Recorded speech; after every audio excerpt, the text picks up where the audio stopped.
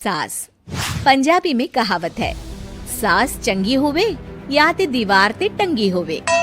संगीता की शादी भी एक ऐसे ही घर में होती है जहां उसकी सास दीवार पर टंगी होती है।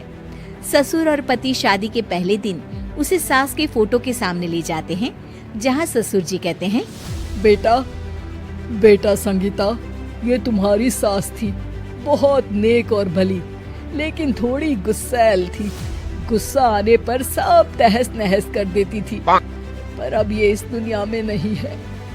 हाँ संगीता, माँ होती तो तुम इनकी कोई बात टाल नहीं सकती थी, वरना तो माँ घर में भूचाल ले आती। संगीता मन में खुश होती है कि अच्छा है कि ऐसी औरत अब इस घर में नहीं है, लेकिन दिखावे के लिए वो जैसे ही सास की फोटो के सामने हाथ जोड़कर खड़ी होती है, ये क्या? सास उसे देखकर मुस्कुराने लगी। संगीता आंखों को मलकर एक बार फिर से देखती है, लेकिन फिर सास के चेहरे का भाव, भंगिमा यानी एक्सप्रेशन बिल्कुल बदले होते हैं।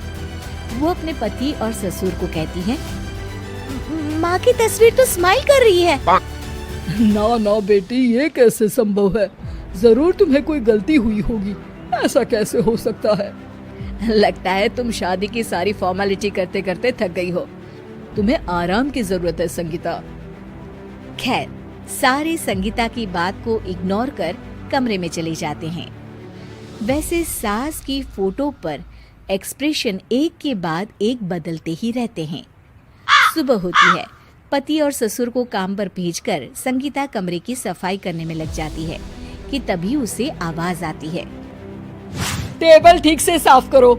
ऐसे भी कोई टेबल साफ करता है? इससे अच्छा तो ये गंदा ही था। किसी औरत की आवाज सुन संगीता दंग रह जाती है और सोचने लगती है कि आवाज कहाँ से आई।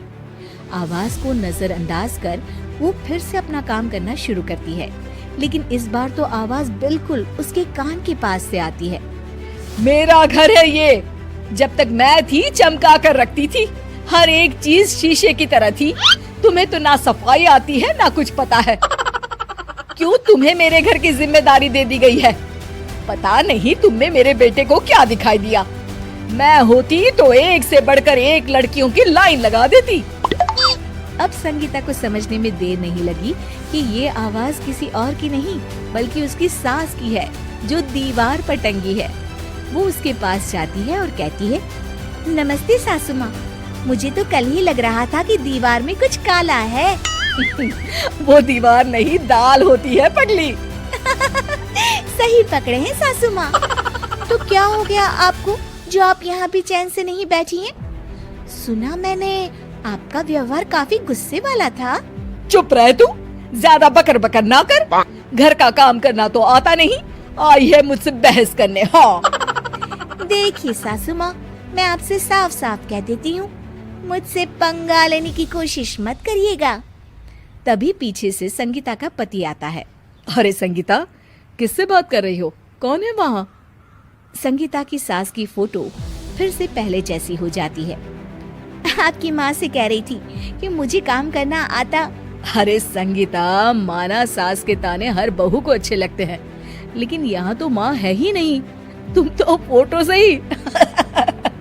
तुम भी लाजवाब हो संगीता। किसी को विश्वास नहीं होता कि संगीता अपनी मरी हुई सास की फोटो से बात करती है।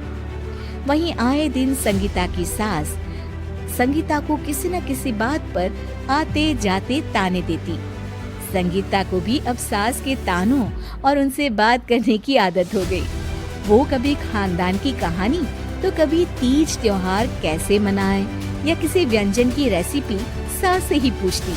सारा दिन घर में अकेली संगीता की सास अब उसके लिए तानों के साथ पक्की साथी की तरह भी रहने लगी थी, जो किसी और को नहीं बल्कि संगीता को ही सुनाई देती।